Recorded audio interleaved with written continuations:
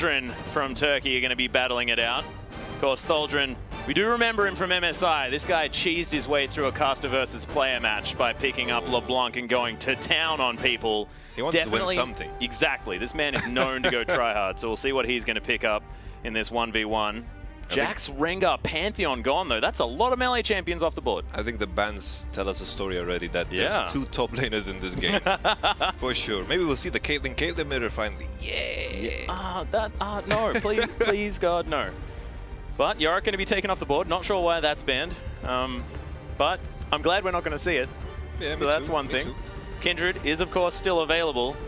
Nunu, still there. Caitlyn, still there. Nah, not there anymore. Ooh. But not entirely sure. Before we get to see some more fight, potato matchup with Grass of the Undying, the mastery I flamed on the endless list. That would be interesting. See if it comes back to bite you.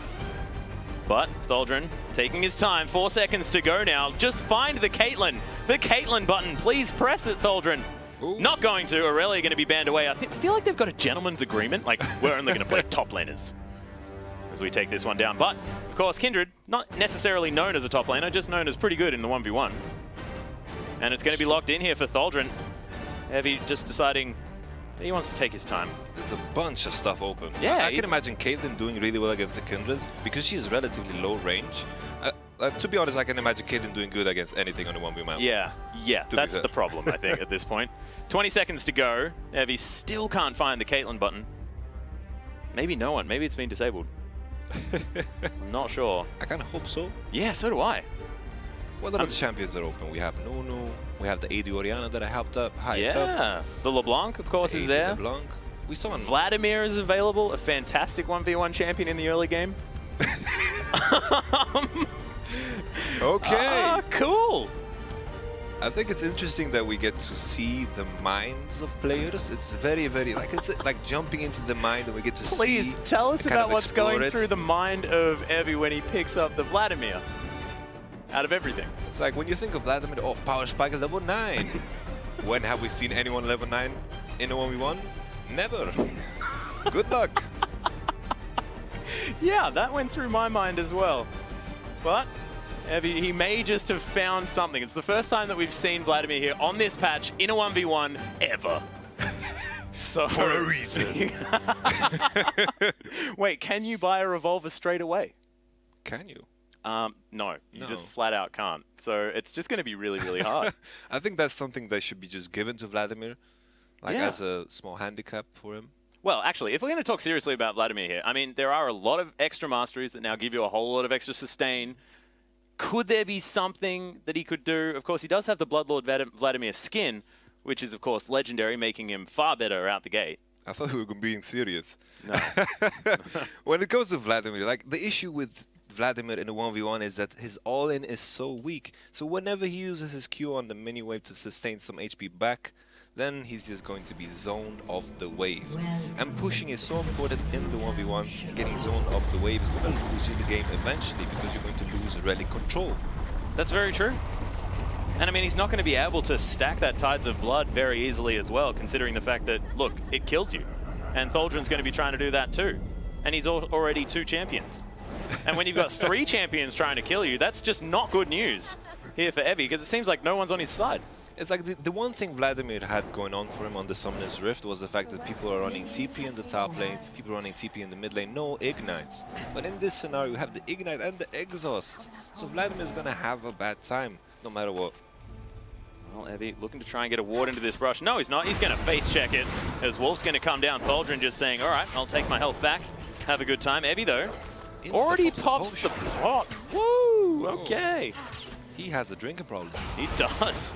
Most definitely. Just auto-attack some champions, man. Make use of that potion, which has definitely stopped working now that he's back to full health. That's no good. Yeah, well, he's picked up 1 CS. Even already on it, no.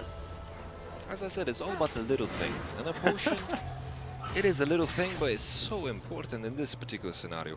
That's, you know, it's 15 gold bigger now as well. Think about it, it's not as little as it used to be. That's true.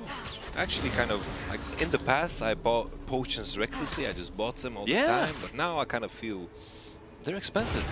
Yeah, you consider it. You really do. Evie, though, not quite level 2 yet, taking a whole bunch of damage from Thaldrin. We mentioned the fact that this guy likes to go try-hard mode. He's definitely playing well already. Evie down to very low health underneath this turret, but is going to be able to get a bunch of it back using that transfusion. So instantly we saw the problem with Vladimir. He uses the Q and he has to go AFK for 12 seconds. That is very problematic. Yeah. I think having to go AFK in a 1v1 probably not exactly the best move here. The 7-13 in that creep score has only translated to a 100 gold lead though, ladies and gentlemen. Evie's still in this one. Oh, and Thaldrin is going to deny that relic. I like how this particular map has some objectives too.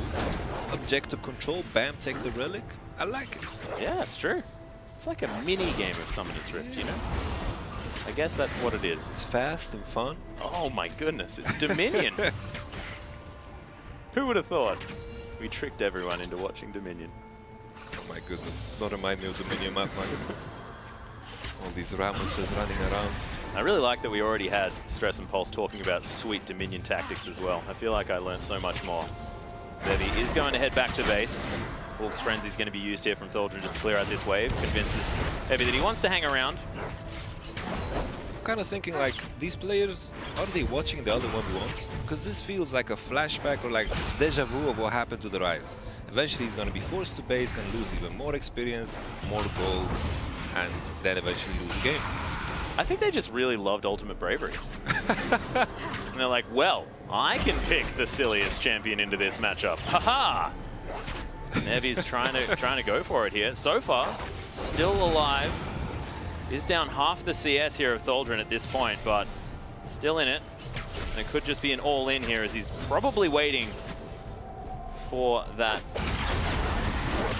revolver. Thaldrin now going all in though. You can see lots of damage down. Just needed Wolf to throw down an auto attack, but the pull going to be used at fantastic timing. So close. Oh my gosh. And he can't even afford the revolver at this point. Oh wait. It's so rough. Oh yeah, you're right. Of course, because he spent money on the shield. That is true. Yeah. No refunds. Oh, exactly. That's not either. Well, if you do, I mean, you just don't get much value. Thaldrin, though, going to get a free back as these minions die to the turret. That experience going completely to waste.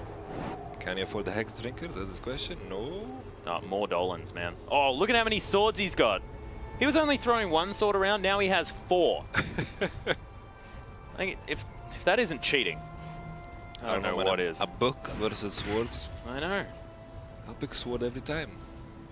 I mean, I know the phrase, the pen is mightier than the sword, but Evie doesn't even have a pen. He can't even write in his book. Yeah, it's rough. He has a shield, though.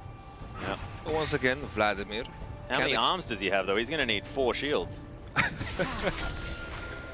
But, yeah, he might be able to grab himself a relic here, but Thaldrin is going to make him work for it now. The transfuse goes down, gets a bit of health back, but Wolf, man, that damage.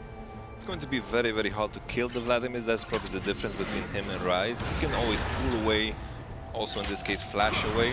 So I'm kind of expecting the 100 CS game. So we better think of stuff to talk about. We can just talk about items in real life more often. I think that one's working out quite well. Cannon going to go down for Thaldrin here though as he jumps forward. Pull immediately used by Evie. He's playing very scared. Says goodbye to 20% of his health for that one. And it's like, now you kind of think that, oh my god, if Thaldrin had flash, okay, he would have killed the Vladimir. But in reality, if he had flash in the other matchups, then he would have probably lost. Imagine like a 1v1 Kindred matchup. That's what he's expecting, but instead, his enemy wants to be very nice to him. It's Vladimir.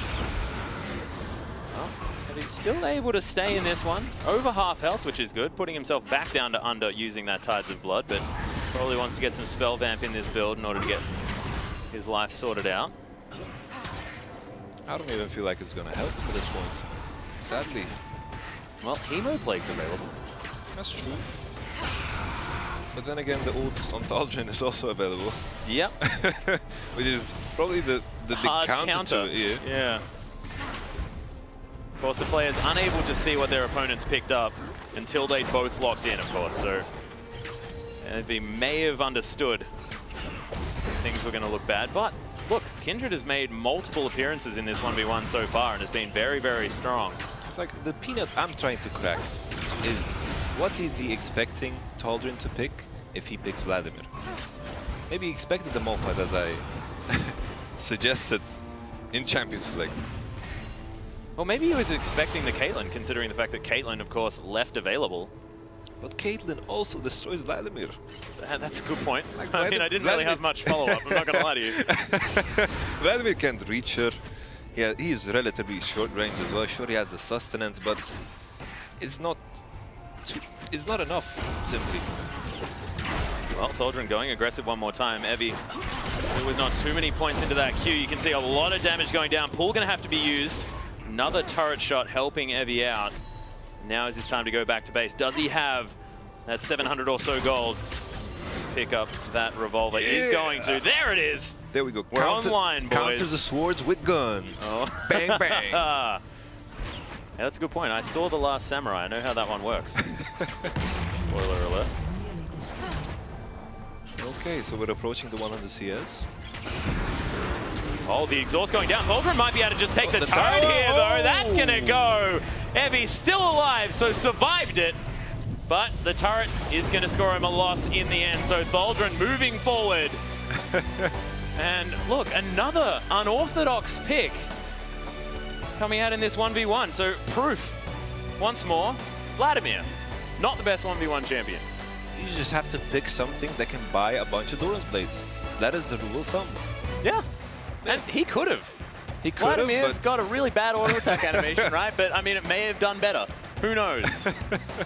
I'm not entirely sure, but look, wasn't successful this time around. We'll see whether we do get any more weird picks, whether it's going to continue down this route. We'll see whether more Kindred comes out as well, ladies and gentlemen, as our third 1v1 is now completed. 2 more to go as we move towards the end of the evening for our first day of IWCA here at the Margaret Court Arena in Melbourne. And it's been a long day, but man, has it been fun, especially Ultimate Bravery. And I love these 1v1s. I love them. And I just really want to see a little bit more contentious action. Maybe not the rise into the, the rise into Vladimir's, just like, not a fan.